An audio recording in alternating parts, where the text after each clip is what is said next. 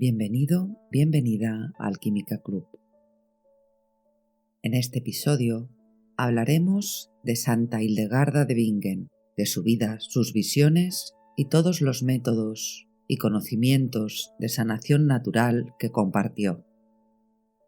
En pleno corazón de la Edad Media surgió una luz extraordinaria en la figura de Hildegarda de Bingen, monja benedictina del siglo XII. Hildegarda fue muchas cosas a la vez.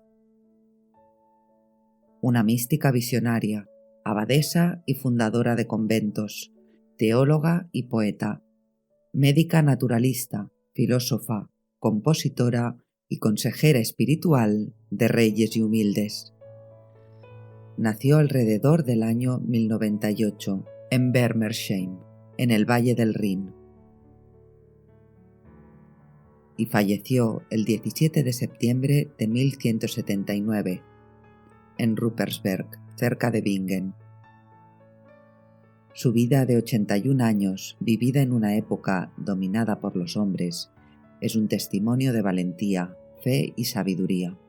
Conocida como la Sibila del Rin por sus visiones proféticas, Hildegarda supo entrelazar la ciencia de la naturaleza con la espiritualidad, dejando un legado en la salud holística y la música sagrada que sigue inspirando a generaciones.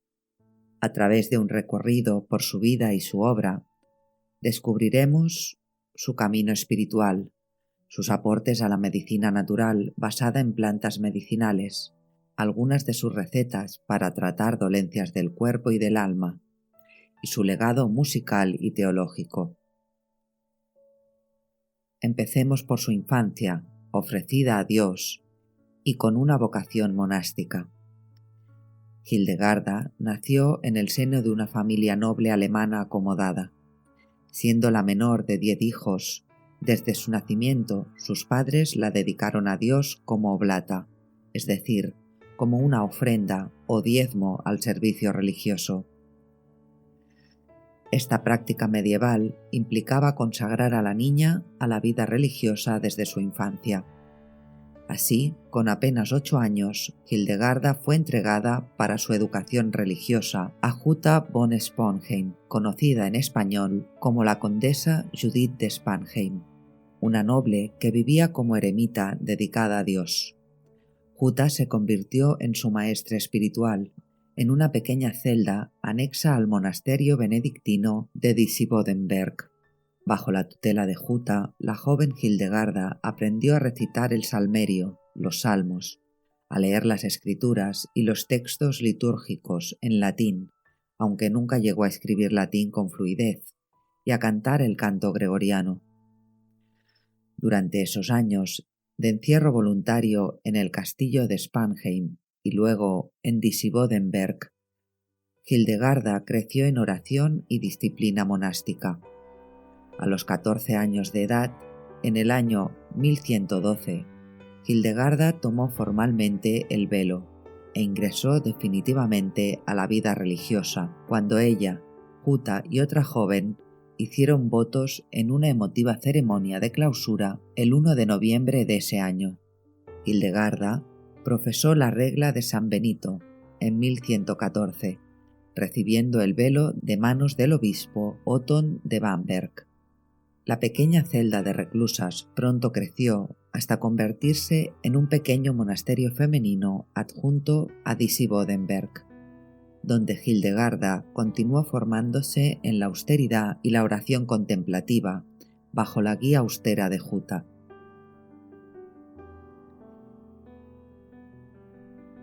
Ya desde niña, Hildegarda era de salud frágil, sufriendo frecuentes enfermedades y al mismo tiempo experimentaba visiones místicas desde muy temprana edad. Años más tarde, Hildegarda recordaría que a los 3 años tuvo la primera percepción de una luz tan brillante que mi alma tembló.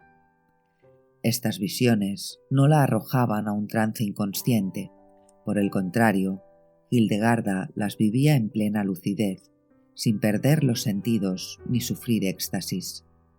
Veía una gran claridad interior, con imágenes, formas y colores, acompañada de una voz celestial que le explicaba lo contemplado, y en ocasiones incluso escuchaba música junto con la visión.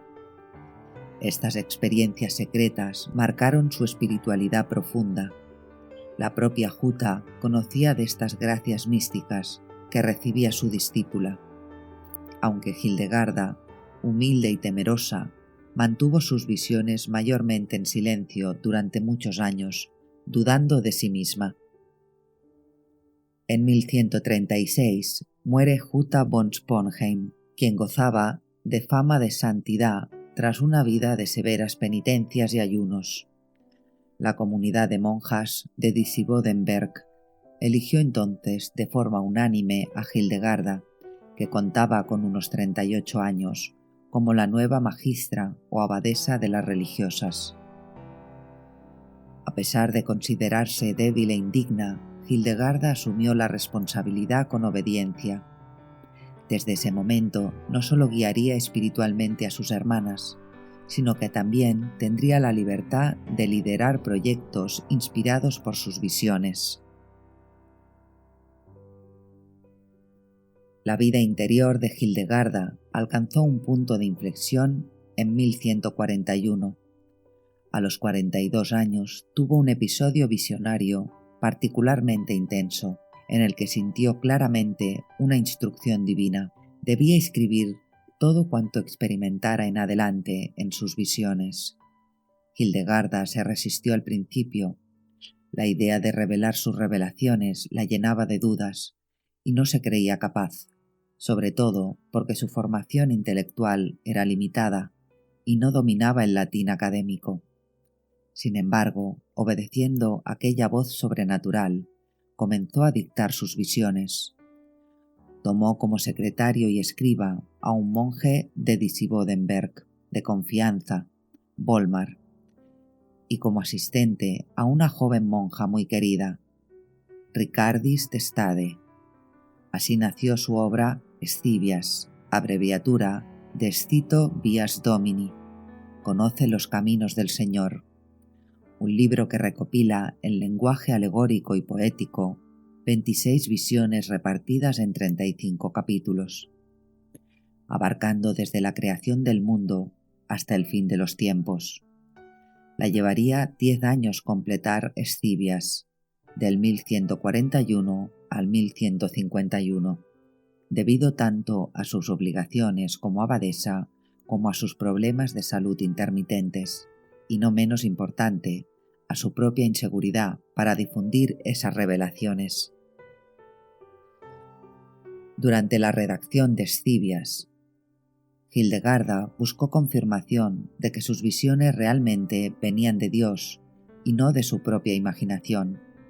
En 1146 decidió escribir una carta al hombre más respetado de la cristiandad en ese momento, San Bernardo de Claraval, pidiéndole consejo espiritual. En esa carta, Hildegarda se abrió con sinceridad sobre sus temores y experiencias extraordinarias. Le confesó al santo abad cisterciense: «Padre, estoy profundamente perturbada por una visión que se me ha aparecido por medio de una revelación divina, y que no he visto con mis ojos carnales, sino solamente en mi espíritu. Desdichada, y aún con más desdicha en mi condición mujeril, desde mi infancia he visto grandes maravillas que mi lengua no puede expresar, pero que el Espíritu de Dios me ha enseñado que debo creer».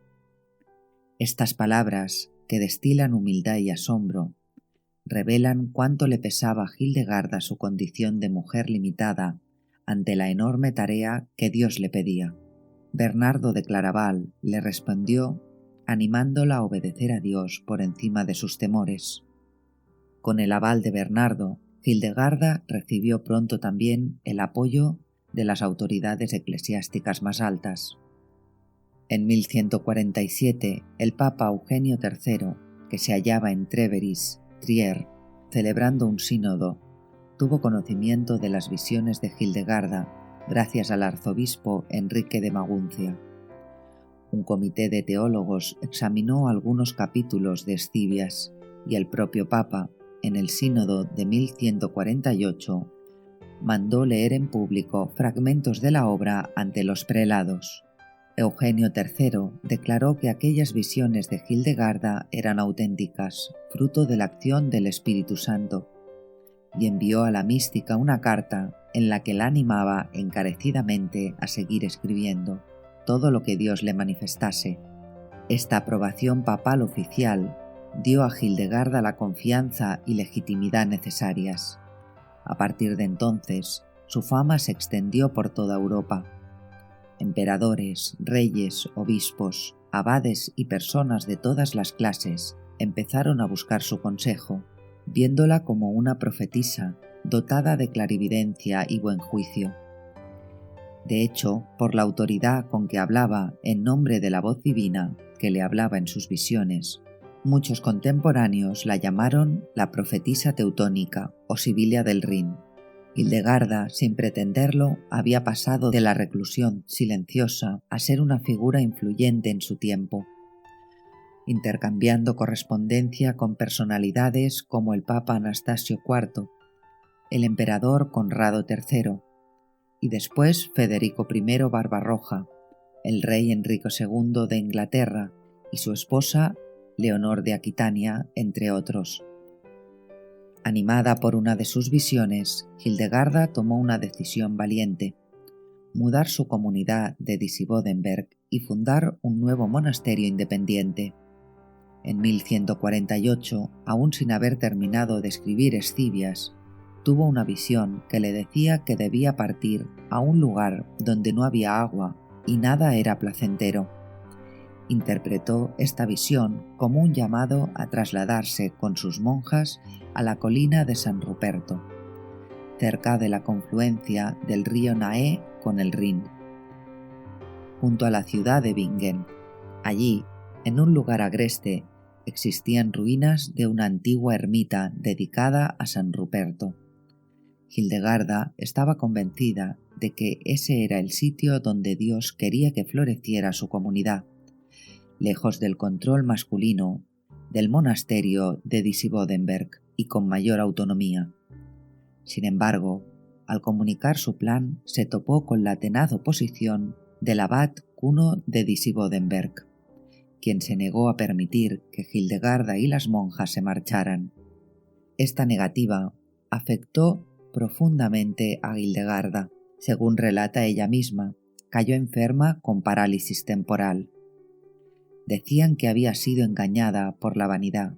Cuando lo oí, mi corazón se afligió, mi carne y mis venas se secaron, y durante muchos días yací en cama. Hildegarda interpretó su propio malestar físico como una prueba de origen divino para doblegar la terquedad del abad. Finalmente, la madre de su secretaria Ricardis, la marquesa de Stade, intercedió ante la autoridad eclesiástica y logró que el arzobispo de Maguncia aprobara la fundación del nuevo convento. Obtenidos también los permisos civiles del conde propietario de los terrenos, alrededor de 1150, Hildegarda partió de Disibodenberg junto con unas 20 monjas y estableció el monasterio de Ruppersberg, del cual se convirtió en abadesa fundadora. Tenía unos 52 años. Aunque fue un triunfo espiritual, Hildegarda sufrió poco después un golpe doloroso. Su querida discípula y secretaria, Ricardis de Stade, la abandonó ese mismo año, 1150, para aceptar un nombramiento como abadesa en otro convento lejano, en Basún, Sajonia. Hildegarda, que la había amado como a una hija, se sintió traicionada y luchó con todas sus fuerzas para disuadirla, escribiendo cartas de protesta al hermano de Ricardis e incluso apelando al Papa, pero sus ruegos no surtieron efecto, y Ricardis murió al año siguiente, algo que Hildegarda quizá vio como una confirmación de lo errado de aquella separación. Instalada ya en Ruppersberg, Hildegarda culminó en 1151 la redacción de Escivias. Libre de la tutela de Disibodenberg, su creatividad estalló en múltiples direcciones. Por un lado, comenzaron a tomar forma sus escritos sobre ciencias naturales y medicina. Entre 1150 y 1158 aproximadamente, Hildegarda compiló 2 obras enciclopédicas sobre el conocimiento de la naturaleza y la salud: Physica Liber Simplicis Medicinae, libro de medicina sencilla, y Causae et Curae, o Liber Compositae Medicinae, libro de las causas y remedios de la enfermedad. En estas obras volcó una enorme cantidad de saber sobre las propiedades curativas de plantas, árboles, elementos naturales, animales y piedras, así como el funcionamiento del cuerpo humano y los tratamientos de las enfermedades según la medicina de su época. Pero a la par que investigaba a la naturaleza, Hildegarda también daba rienda suelta a su vena artística. Comenzó a componer música sacra para su convento, recopilando sus himnos, antífonas y cánticos en una colección que tituló Sinfonia Harmoniae Caelestium Revelationum, Sinfonía de la Armonía de las Revelaciones Celestiales. Estas composiciones musicales eran interpretadas con gran gozo en las liturgias de Ruppersberg, pues Hildegarda consideraba el canto como un modo de glorificar a Dios y alegrar el alma de las monjas. Para ella, toda la creación es una sinfonía del Espíritu Santo, que en sí mismo es alegría y júbilo.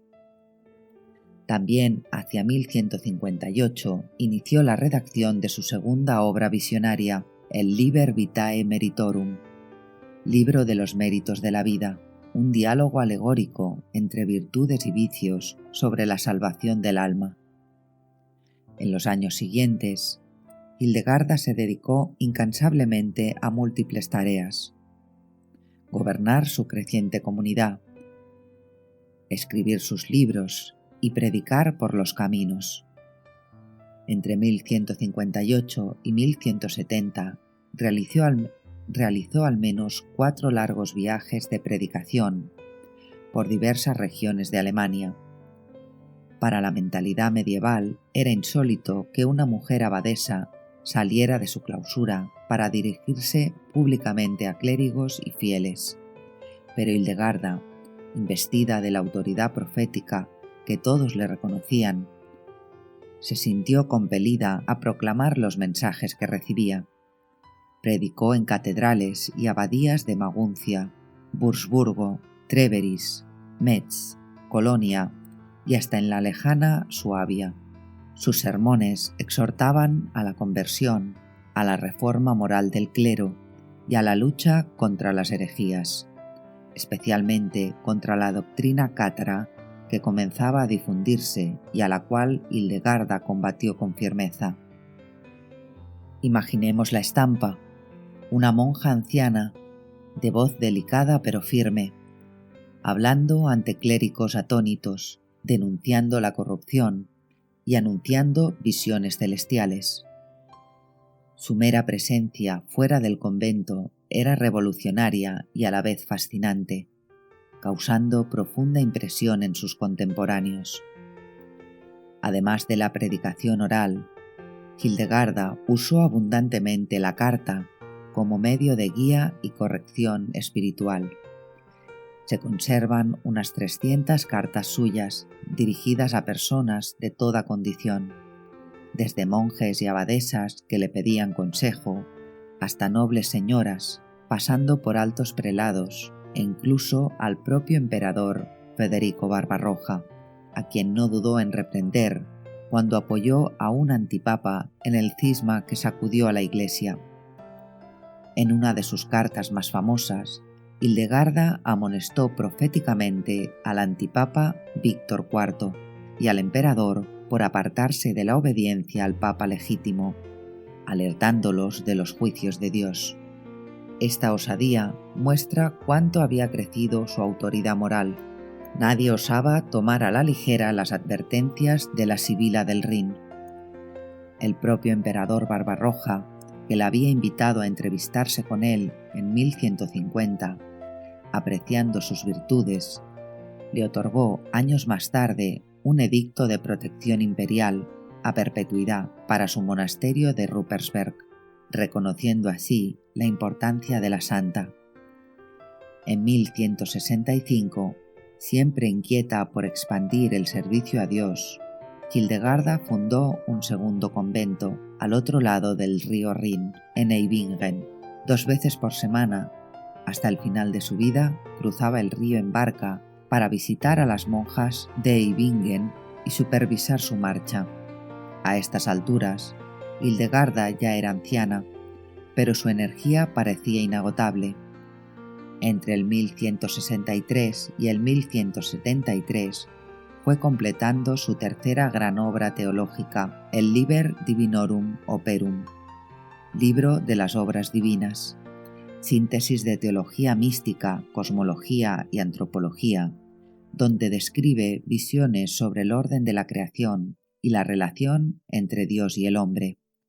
Sin embargo, la muerte empezó a arrebatarle a sus más cercanos colaboradores.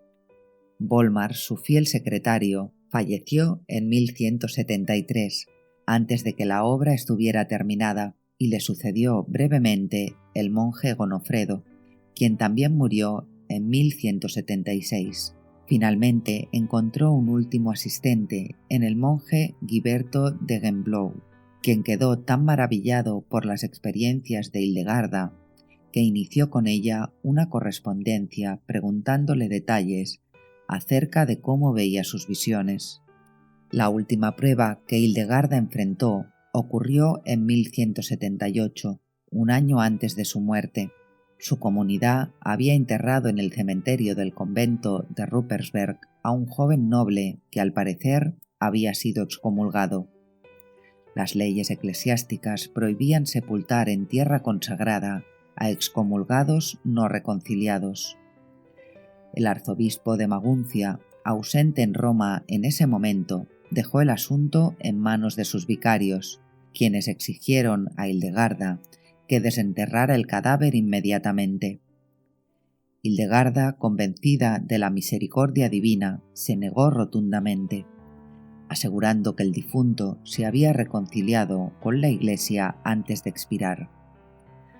Para evitar profanaciones, ordenó incluso que se ocultara cualquier indicio de la tumba. Las autoridades eclesiásticas locales impusieron entonces un entredicho sobre el monasterio. Se prohibió a las monjas cantar, usar instrumentos o campanas en la liturgia.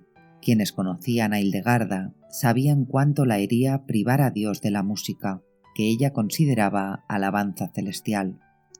La anciana abadesa, firme como siempre, escribió una carta vibrante defendiendo su proceder. En esa carta expuso una profunda teología de la música, explicando que la alabanza musical es la participación del orden armonioso de la creación y que silenciarla era una grave pérdida espiritual. Cuando el arzobispo titular, a su regreso, analizó el caso en 1179, se presentaron testigos que apoyaban la versión de Hildegarda, confirmando que el noble había recibido los sacramentos antes de morir. El entredicho fue levantado, devolviendo el canto al convento. Poco después, el 17 de septiembre de 1179, Hildegarda de Bingen entregó su alma a Dios, teniendo unos 81 años. Las crónicas relatan que en el momento de su muerte, 2 arcos de luz de colores aparecieron en el cielo, formando una cruz resplandeciente sobre el monasterio. Sus monjas, sin duda, habrían entonado los cantos celestiales que ella misma compuso, despidiéndola con la música que tanto amaba.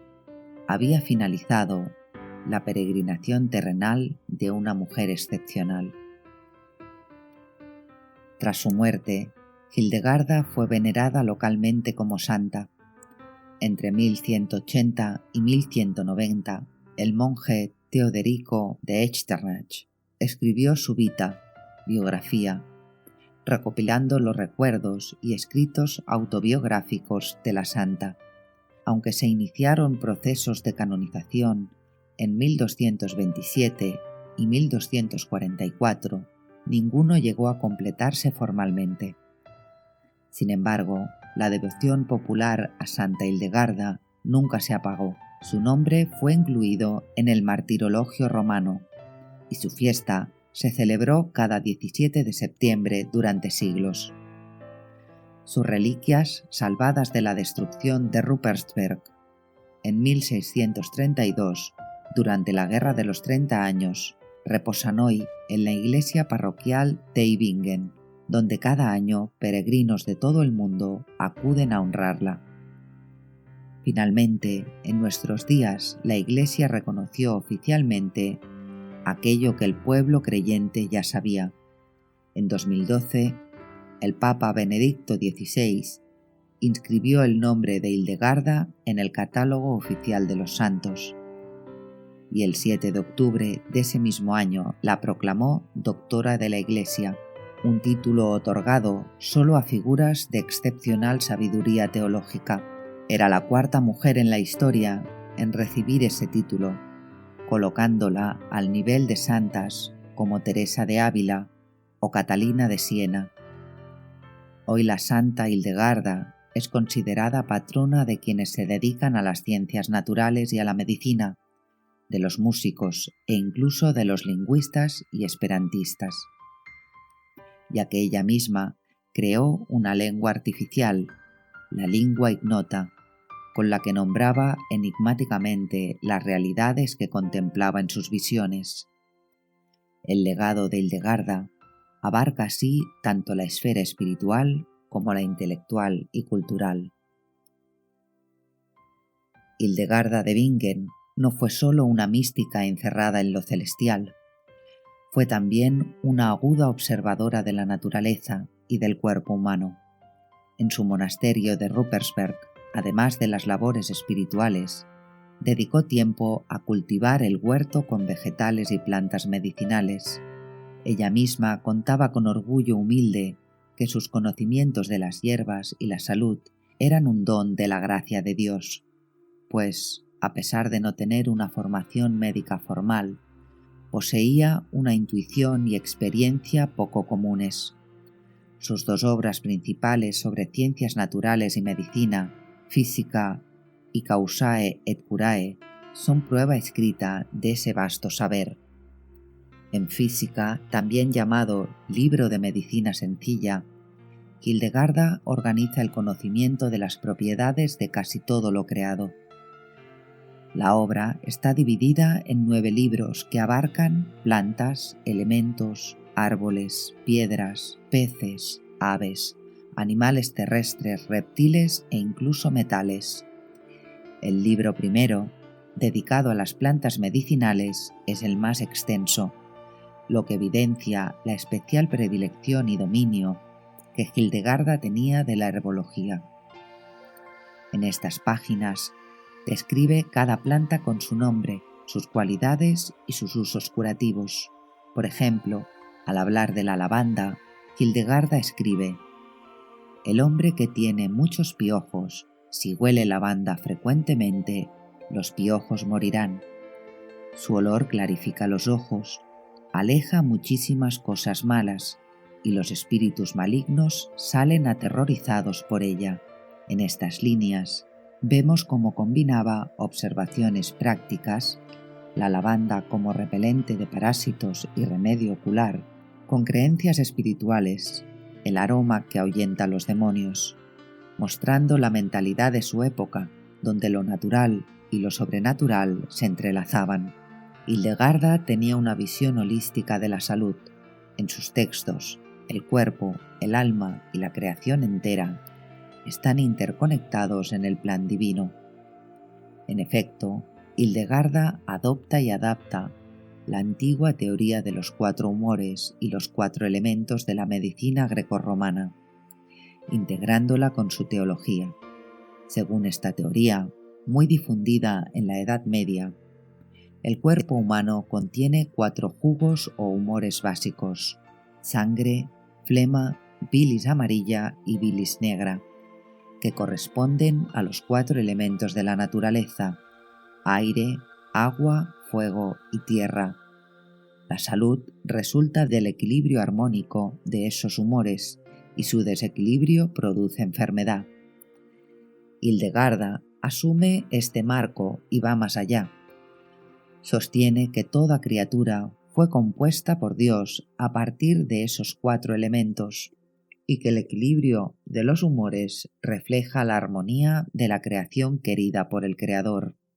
Por ello, al describir plantas o alimentos en física, ella les asigna temperamentos o cualidades: robustus, siccus, calidus, frigidus, humidus, etc. Algunas hierbas son calientes o frías, otras húmedas o secas, y así sucesivamente, indicando su efecto sobre el cuerpo. Este no era un simple sistema físico, sino que Hildegarda lo veía imbricado con la dimensión espiritual. Introdujo el concepto de viriditas, una palabra latina que significa verdor, verdor vital, para referirse a la fuerza de vida, el frescor y energía divina presentes en la naturaleza. Para Hildegarda, las plantas y alimentos poseían una Grundkraft, fuerza verde o vitalidad, otorgada por Dios, que podía fortalecer el cuerpo y el alma del ser humano. Así, clasificaba los alimentos no por nutrientes químicos, noción inexistente en su tiempo, sino según la vitalidad y virtud curativa que encerraban, su capacidad de ayudar al equilibrio del organismo. Un ejemplo claro de su clasificación es el cereal espelta, en alemán Dinkel, el alimento predilecto de Hildegarda. Ella lo elogiaba como el mejor de los granos, repleto de una energía beneficiosa. Sostenía que consumir una porción diaria de espelta fortalecía la salud digestiva y general, e incluso las personas con intolerancia al trigo común podían digerirla sin problema. Según Hildegarda, la espelta daba sangre sana y buen ánimo al hombre. De igual modo, recomendaba peras y manzanas cocidas, trucha fresca y ciertas especias exóticas como el jengibre, entre los alimentos buenos para el cuerpo. El jengibre, por ejemplo, lo sugería mucho antes de que fuera popular en Occidente, para estimular el metabolismo y reforzar las defensas. No se equivocaba, pues aún hoy es un remedio casero tomar té de jengibre al sentir los primeros síntomas de resfriado. En cambio, alertaba contra alimentos dañinos, como la carne de cerdo, la harina de trigo demasiado refinada o las ciruelas, porque observó que debilitaban el organismo o podían causar molestias, incluso probablemente alergias, intuyó ella. Decía que la carne de cerdo en particular entorpecía el equilibrio de los jugos corporales y podía provocar recaídas a los convalecientes. Vemos aquí cómo Hildegarda aplicaba su noción humoral. Un alimento frío o turbio podía generar excesos de flema o malos humores en el cuerpo, mientras que alimentos templados aportaban vigor sin desestabilizar. Lo más notable es que Hildegarda entendía la unidad psicosomática del ser humano con siglos de adelanto a su tiempo. Ella afirmaba que las emociones y el estado del alma influyen en los humores del cuerpo. Decía, por ejemplo, que la tristeza profunda o la ira descontrolada producían jugos nocivos en el organismo. Hoy la ciencia sabe que el estrés y las emociones negativas liberan hormonas y sustancias que pueden debilitar el sistema inmunológico o elevar grasas en sangre. Hildegarda ya lo intuía en términos de equilibrio espiritual. Para estar sano físicamente era necesario cultivar la virtud, la alegría interior y la paz del espíritu. Por ello, su medicina nunca separa el remedio corporal de la exhortación moral. Un cuerpo bien alimentado, pero con un alma enferma de vicios, difícilmente alcanzaría la curación completa. Esta integración de cuerpo y alma es quizás su aporte más perdurable, una visión holística donde mente sana y cuerpo sano van de la mano. A partir de sus nociones, muchos siglos después, médicos naturistas han resumido la medicina de Hildegarda en ciertos pilares básicos. Por ejemplo, el doctor Gottfried Hertzka, pionero del renacer de la medicina hildegariana en el siglo XX, enumeró 5 principios inspirados en ella. 1. Alimentación equilibrada, sencilla y moderada, considerando los alimentos como remedios naturales. 2. Uso terapéutico de los recursos de la naturaleza, hierbas medicinales, especias, minerales e incluso piedras preciosas. 3. Depuración del organismo mediante ayunos y sangrías, la eliminación de malos humores. 4. Equilibrio en el estilo de vida entre trabajo, ejercicio y descanso, siguiendo el lema benedictino ora et labora, reza y trabaja. Y 5. Cuidado del alma mediante la meditación, la oración y la música, para lograr la armonía interior. En esencia, Hildegarda abogaba por una vida ordenada y armoniosa con la naturaleza y con Dios, donde la prevención y la moderación son la mejor medicina. La sabiduría médica de Hildegarda de Bingen no se quedó en teoría, muy al contrario. Ella ofreció recetas concretas y remedios caseros para multitud de dolencias. Sus escritos Causae et Curae y Física son un verdadero vademecum medieval, que abarca desde consejos dietéticos hasta preparados herbales y pócimas curiosas, siempre alineados con una comprensión espiritual del enfermar y sanar. Leyendo sus recetas podemos casi imaginar a la abadesa Hildegarda atendiendo a sus monjas enfermas o a los campesinos que acudían a su puerta, ofreciéndoles un tazón de alguna infusión caliente, imponiendo sus manos en una oración o dando sabios consejos de vida. Uno de los remedios más famosos legados por Hildegarda es una sencilla preparación para combatir la tristeza, la melancolía y la debilidad del corazón. Ella observaba a menudo cómo el desánimo espiritual terminaba minando la salud física. Por eso, en sus escritos recomienda un dulce medicinal, al que hoy se le llama popularmente galletas de la alegría. La receta aparece en Causae et Curae, que la persona pulverice nuez moscada y el mismo peso de canela y algo menos de clavo. Prepare tortitas con ese polvo, flor de harina de espelta y un poco de agua, y cómalas a menudo. Así, ahogarán toda la amargura de su corazón y espíritu, le abrirán los sentidos embotados, le alegrarán el espíritu y disminuirán todos sus humores nocivos. Esta hermosa indicación combina 3 especias aromáticas, nuez moscada, canela y clavo, con la infaltable harina de espelta, para formar unas tortitas o galletas. Hildegarda asegura que tomándolas con frecuencia se destierra la amargura del alma, se despejan los sentidos entumecidos por la tristeza y se equilibran los humores malsanos que la depresión acumula. Un remedio integrador si los hay. De hecho, la nuez moscada era para Hildegarda una especia casi milagrosa. Calienta el corazón frío, alegra la mente y favorece la buena digestión. Hoy sabemos que tanto la canela como el clavo y la propia nuez moscada tienen efectos estimulantes suaves y pueden mejorar el estado de ánimo.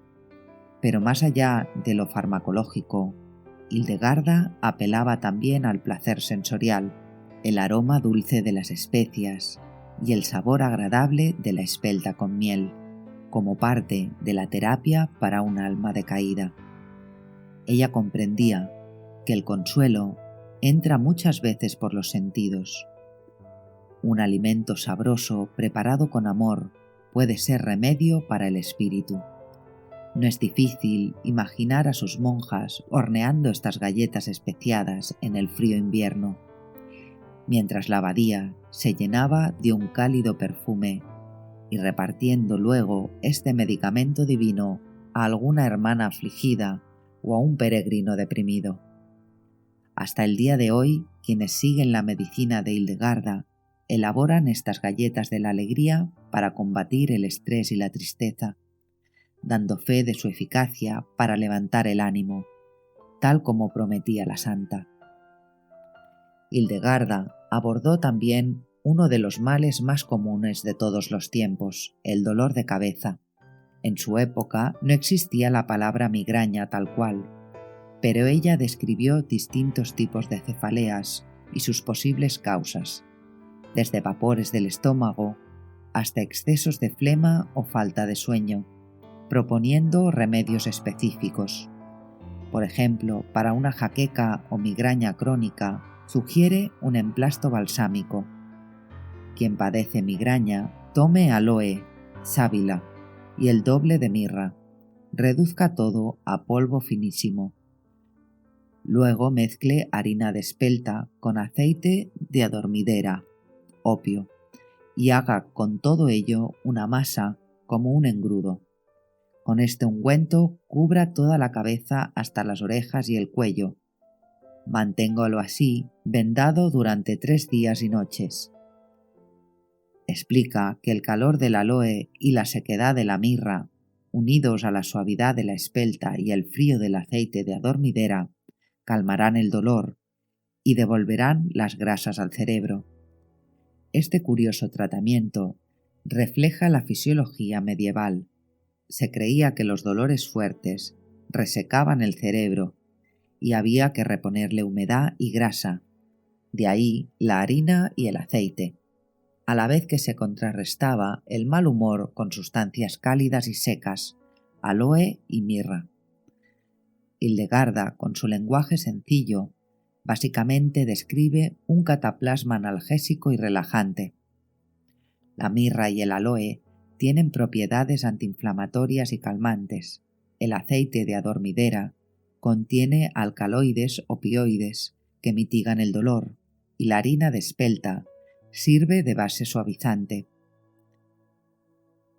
El conjunto aplicado tibio sobre la cabeza actuaría como un sedante natural. Más allá de la química está la ternura de la escena. Una monja preparando este ungüento aromático y aplicándolo cuidadosamente sobre la cabeza dolorida de la enferma, luego envolviéndola con paños para que descanse. Hildegarda añade que después de esa cura de 3 días, la persona debe llevar un gorro cubriendo la cabeza, tal vez para protegerla de cambios de temperatura, o simplemente para prolongar el efecto. Son remedios que implican tiempo, reposo y dedicación, muy distintos de la píldora instantánea moderna, pero integrales en su enfoque. Otro tipo de dolor de cabeza que Hildegarda identifica es el causado por indigestión o vapores del estómago subiendo a la cabeza. Para este mal, recomienda una unción con hierbas digestivas, salvia, orégano e hinojo mezclados en grasa, mantequilla derretida o manteca, con un poco de marrubio, aplicados templados sobre sienes y frente. La salvia y el orégano son carminativos, ayudan a eliminar gases. El hinojo reduce la hinchazón y el marrubio es un antiguo expectorante y tónico estomacal. Al frotarlos en la frente, Hildegarda buscaba dispersar esos malos vapores y aliviar la pesadez en la cabeza. De nuevo vemos su lógica humoral. Si la causa viene del estómago, tratar con hierbas digestivas, pero aplicadas externamente para llevar sus efectos hacia la cabeza doliente. Modernamente, diríamos que es una forma de aromaterapia y reflexoterapia combinada. Para los problemas respiratorios y del pecho, Hildegarda también ofrece remedios. En una receta destinada a fortalecer los pulmones débiles o con dolor, recomienda aprovechar el poder de varias especias calientes. Indica tomar galanga, una raíz picante similar al jengibre, hinojo y nuez moscada, estas dos últimas en doble cantidad, junto con una porción de pelitre, Anacyclus pyretrum, una hierba medicinal. Pulverizar todo y mezclarlo. De este polvo aromático, el paciente debía ingerir en ayunas una pequeña porción, equivalente al peso de 2 monedas, acompañada de un pedazo de pan y seguida de un sorbo de vino caliente. Este preparado, asegura Hildegarda, lleva su buen olor hasta los pulmones, deteniendo el mal aliento y reconfortando el pecho. Además del remedio en sí, prescribe una dieta estricta para quien tenga dolor de pulmón. Nada de carnes grasas, ni alimentos con mucha sangre, casquería, ni quesos cocinados. Evitar legumbres flatulentas como guisantes y lentejas, así como frutas y verduras crudas. Tampoco comer nueces, ni usar aceite, solo un poquito si es necesario, pues todo ello genera flemas y putrefacción en torno al pulmón. Sugiere en cambio carnes magras moderadamente, queso solo seco y beber algo de cerveza ya fermentada en lugar de agua o vino sin fermentar. Es interesante cómo Hildegarda casi formula un plan de dieta antiinflamatoria pulmonar. Elimina lo pesado y flatulento, reduce lácteos y grasas que podían favorecer flemas, aconseja alimentos más secos y fáciles de digerir. Hoy diríamos que es una dieta hipoalergénica para aliviar síntomas respiratorios. El polvo de especias, por su parte, actuaría como un expectorante y estimulante. La galanga y la nuez moscada calientan el cuerpo. El hinojo ayuda a expulsar mucosidad y gases, y el vino caliente no es solo vehículo. El alcohol y el calor facilitan la absorción de los aceites esenciales de las especias y reconfortan el pecho. Una vez más, Hildegarda combina la fitoterapia con medidas higiénico-dietéticas. Su enfoque es integrador, remedio más dieta más estilo de vida. Recomienda incluso al enfermo pulmonar mantenerse en ambientes secos, lejos de la humedad y la niebla, que ella nota perjudiciales para estos casos. ¿Cuánta observación clínica hay en sus palabras? La salud mental también ocupó la atención de Hildegarda en un tiempo donde apenas se distinguía entre enfermedad física y espiritual. Para casos de profunda depresión o confusión mental, lo que ella llamaba amencia, cuando la razón y el sentido de un hombre se vacían por demasiados pensamientos y pierde el juicio, aconseja la combinación de un té de hierbas y cuidados restauradores. Indica hervir hierba de Santa María, que se identifica como la balsamita o menta de Santa María, una planta medicinal, con el triple de cantidad de semillas de hinojo en agua. Una vez cocido y retiradas las hierbas, el paciente debe beber esa agua enfriada con frecuencia. Hildegarda explica que el jugo de la hierba de Santa María modera la excesiva fogosidad de los humores y devuelve la sensatez, mientras que el hinojo aporta una euforia templada al ánimo. Es una descripción poética de efectos terapéuticos. En términos modernos, podríamos conjeturar que la balsamita, de suave efecto sedante, calma la agitación, y el hinojo, levemente euforizante, según Hildegarda, levanta el espíritu decaído. Además, recomienda alimentar bien al paciente, pero con comidas fáciles de digerir. Debe evitar alimentos secos. Coma en cambio alimentos buenos y delicados que den buena sustancia a la sangre y encaucen sus humores, apartando sus sentidos de la locura. Entre esos alimentos reconstituyentes menciona de nuevo a su fiel espelta. Gachas de harina de espelta con mantequilla, nunca con aceite, aclara, porque el aceite genera flemas. Estas papillas nutritivas llenan el cerebro, que estaba sin fuerzas, y lo calientan, pues estaba frío.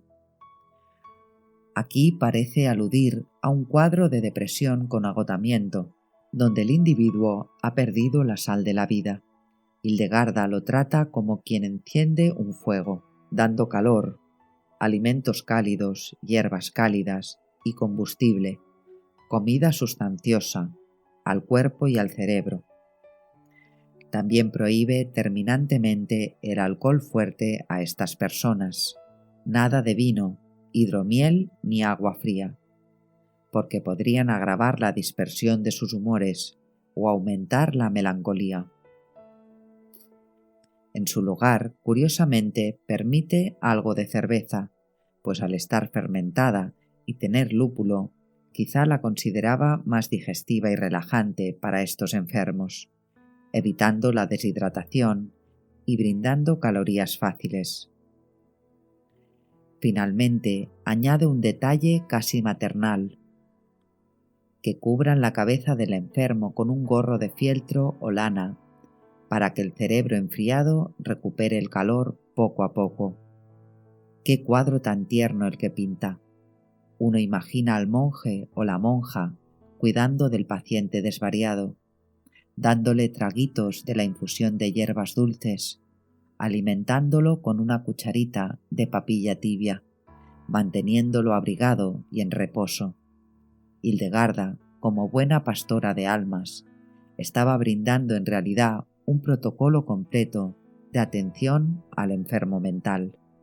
Medicación suave, nutrición, entorno tranquilo y cálido y protección espiritual. No olvidemos que sugería acompañar todo esto con oraciones y seguramente canto suave, pues para ella la curación del alma venía de la mano de la gracia divina. Además de estos tratamientos más complejos, Hildegarda legó multitud de consejos simples para achaques cotidianos. Por ejemplo, recomienda usar salvia y menta para calmar la tos persistente, preparadas quizá en infusión o jarabe, pues ambas hierbas tienen propiedades balsámicas para las vías respiratorias. Para estimular el apetito en convalecientes o ayudar la digestión pesada, sugiere el marrubio, una hierba amarga, como componente de un tónico. Contra los gases intestinales, dolores de estómago y para serenar los nervios, indica la raíz de genciana, planta muy amarga, conocida por sus efectos digestivos y ligeramente sedantes. Para molestias del vientre recomienda la melisa, hierba cítrica relajante, que aún hoy se usa para trastornos gastrointestinales de origen nervioso. Asimismo, Hildegarda apreciaba muchísimo el hinojo.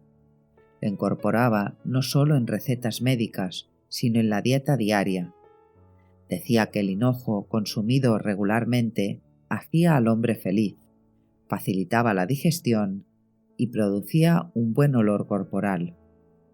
A sus enfermos de la vista les aconsejaba aplicaciones de jugo de hinojo mezclado con rocío sobre los ojos para aclarar la visión. También atribuía propiedades casi milagrosas a ciertas piedras preciosas pulverizadas en brebajes, como el jaspe o la amatista, remedios que combinaban la fe con la química mineral. Y como buena médica medieval, creía en la utilidad de las sangrías y las ventosas para eliminar toxinas cuando el cuerpo estaba sobrecargado de malos humores. Eso sí, Hildegarda puntualizaba que los sangrados debían hacerse en ciertos momentos, probablemente influidos por las fases de la luna, pues ella creía que la luna ejercía influencia en el cuerpo humano. Notó la sincronía entre el ciclo lunar de 28 días y el ciclo femenino, y pensaba que cada mes la naturaleza ofrecía una oportunidad de renovación, tanto física como espiritual. Incluso advertía que en noches de luna llena Algunas personas podían sentirse más inquietas o insomnes, algo que curiosamente mucha gente sigue reportando. Consejos como dar un paseo al aire libre para descargar esa energía lunar excesiva muestran su aguda observación de la relación entre el hombre y los ritmos cósmicos. En síntesis, los remedios de Hildegarda combinan las virtudes medicinales de la naturaleza, hierbas, especias, alimentos y minerales, con un enfoque integrador que atiende a la dieta, al estilo de vida e incluso la atmósfera emocional del enfermo. Para ella, la curación era un acto integral de amor, amor a la creación, aprovechando sus dones, y amor al prójimo enfermo, cuidándolo en cuerpo y alma. Su medicina es profundamente espiritual, sin dejar de ser sorprendentemente práctica. No promete curas mágicas instantáneas, sino una lenta restauración del equilibrio natural y divino en la persona. Quizá por eso, en medio del vertiginoso mundo moderno, la medicina de Santa Hildegarda está resurgiendo. Sus consejos, remedios y secretos despiertan interés en quienes buscan una salud más natural y holística, desde tazas de infusión de hinojo hasta hornadas de galletas de la alegría. La antigua abadesa renana sigue ofreciéndonos sus recetas para vivir con bienestar físico y espiritual. Además de sanar cuerpos y almas, Hildegarda hizo cantar a las almas. Su legado musical es uno de los más ricos de la Edad Media. Hildegarda compuso al menos 78 piezas musicales, entre antífonas, himnos, secuencias, responsorios y cánticos gregorianos, recopilados bajo el título antes mencionado Sinfonia Harmoniae Caelestium Revelationum. Se trata de composiciones litúrgicas con letras escritas por ella misma, dedicadas en su mayoría a la Virgen María, la Santísima Trinidad y los santos. Su obra más original en este campo es el Ordo Virtutum, el orden de las virtudes, considerada la primera especie de oratoria o drama litúrgico musical de la historia. El Ordo Virtutum es una especie de auto sacramental cantado en el que 16 virtudes, personificadas por monjas cantoras, combaten al diablo, único papel hablado, sin canto, por el alma humana. Hildegarda vertió en la música gran parte de su experiencia mística. Sus melodías son inusualmente exuberantes para el canto llano de la época, con cantos melódicos amplios y giros que parecen querer imitar los éxtasis de sus visiones. Dicen los musicólogos que ninguna otra persona compuso tantos cantos monódicos individuales en la Edad Media como Hildegarda, y ciertamente escuchar hoy sus composiciones, que han sido grabadas ampliamente, produce una suerte de elevación interior, como si nos asomáramos un poco al paraíso que ella contemplaba. No en vano, Hildegarda afirmaba: la música despierta en el hombre la nostalgia del pasado. Para ella, el canto sagrado tenía el poder de reconectar el alma con la armonía perdida del Edén. En sus conventos, instituía el canto de los salmos y de sus piezas propias con gran alegría, convencida de que la alabanza musical ahuyenta el mal y regocija a Dios. Este amor a la música fue también su consuelo en la adversidad. Recordemos cómo defendió con ardor el derecho a cantar, aun cuando la autoridad eclesial se lo prohibió temporalmente, argumentando el profundo significado teológico de la música como reflejo de la belleza del Creador. Hoy Santa Hildegarda es patrona extraoficial de los músicos, y su música sigue interpretándose no solo en iglesias, sino en salas de conciertos y centros de musicoterapia, demostrando su cualidad intemporal y sanadora. En el ámbito teológico y espiritual, el legado de Hildegarda es igualmente vasto. Sus 3 obras visionarias mayores, Scivias, Liber Vitae Meritorum y Liber Divinorum Operum, forman un cuerpo de enseñanza mística que la hizo merecedora del título de doctora de la Iglesia. A lo largo de estas visiones, Hildegarda expuso una cosmología y antropología originales, siempre enmarcadas en la ortodoxia, pero con un lenguaje simbólico único. En Scivias conoce los caminos. Narra visiones que abarcan desde la caída de los ángeles y la creación del mundo, pasando por la encarnación de Cristo, la fundación de la Iglesia, hasta visiones escatológicas del fin de los tiempos. En estas visiones aparecen imágenes espléndidas, montañas de piedras preciosas, coros angélicos girando como ruedas de fuego, la Iglesia personificada como una mujer resplandeciente, etc. Hildegarda interpreta cada imagen bajo la luz de la fe, muchas veces dialogando con la voz del cielo que le explica el significado. Scivias incluye, por ejemplo, la célebre visión del hombre cósmico, donde ve una figura humana integrada en círculos concéntricos que representan el universo, mostrando la correspondencia entre el macrocosmos, el mundo, y el microcosmos, el hombre.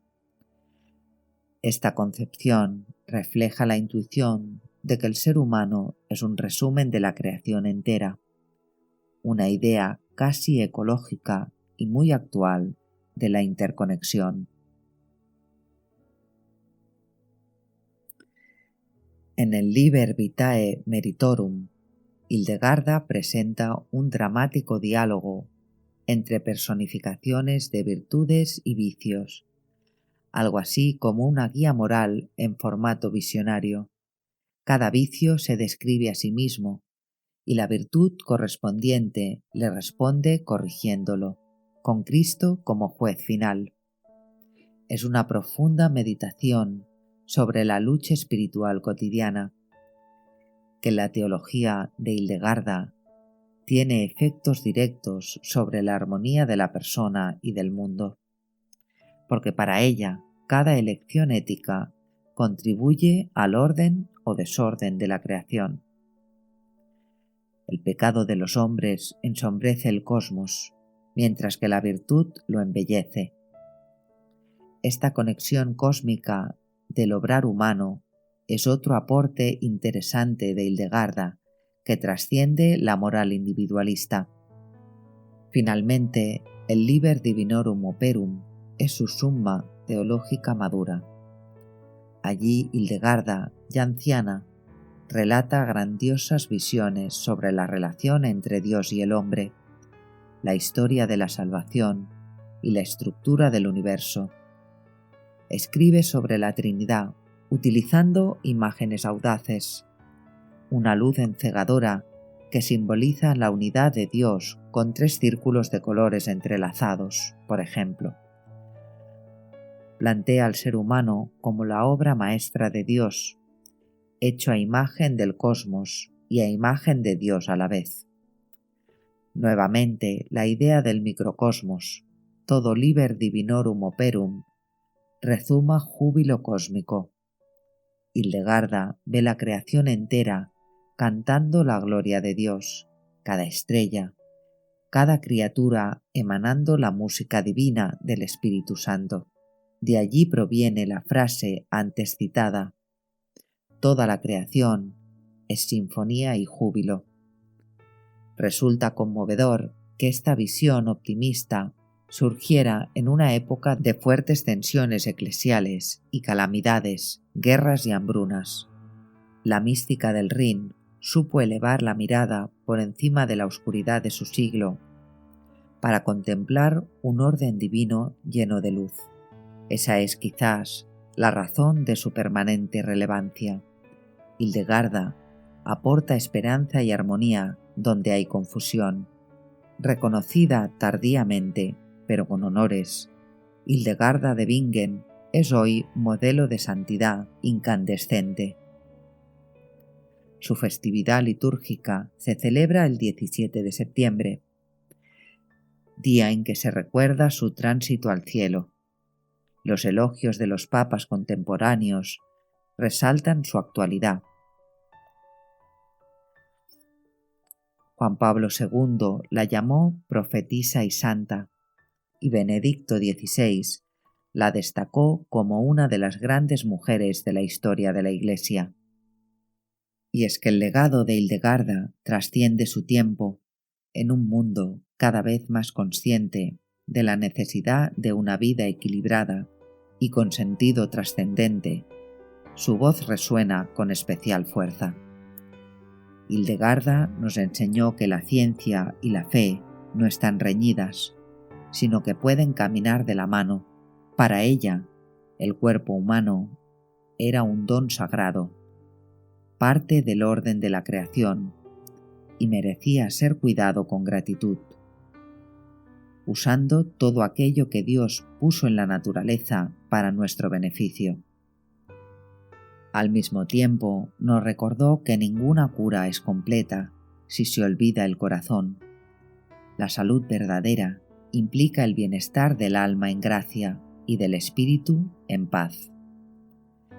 En sus escritos dijo: la vida espiritual debe cuidarse con gran esmero.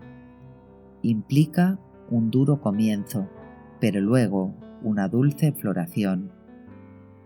Esa dulce floración la vivió ella misma, integrando oración, trabajo, estudio, música y servicio amoroso a los demás. Su ejemplo es profundamente inspirador y emotivo. Vemos en ella a una mujer que, frágil en cuerpo pero colmada en fortaleza interior, se atrevió a cantar las verdades que Dios ponía en su pecho, a curar con hierbas y compasión donde otros solo rezaban, a levantar la voz ante injusticias donde otros callaban. En Santa Hildegarda de Bingen encontramos una amiga que nos susurra desde hace 900 años. Escucha la creación. Hay un susurro divino en cada criatura. Cuida tu cuerpo y tu alma por igual, pues ambos cantan juntos la sinfonía de la vida. No temas buscar la verdad y la curación, aunque seas débil, pues Dios mismo es quien sana y guía. Su vida y obra, narradas aquí de forma sencilla y sentida, nos envuelven con la fragancia de una espiritualidad verde y luminosa. Hildegarda es en verdad una sinfonía de santidad, ciencia y arte, un faro medieval cuya luz mística sigue brillando en nuestro tiempo, invitándonos a vivir en armonía con nosotros mismos, con la naturaleza y con Dios. Y hasta aquí este repaso por la vida y obra de Santa Hildegarda de Bingen. Si te ha gustado el vídeo, te animo a darle un me gusta, a compartirlo y a suscribirte al canal para estar al día de todo lo que voy subiendo. Y ahora me gustaría preguntarte, ¿ya conocías a Santa Hildegarda de Bingen y su obra? ¿Qué opinión te merece? ¿Has puesto en práctica alguno de sus remedios? Y si es así, ¿cuál ha sido el resultado que has obtenido? Me encantará leerte en los comentarios. Muchas gracias por compartir tu tiempo conmigo y nos volvemos a encontrar en el próximo vídeo. Te deseo un muy feliz día.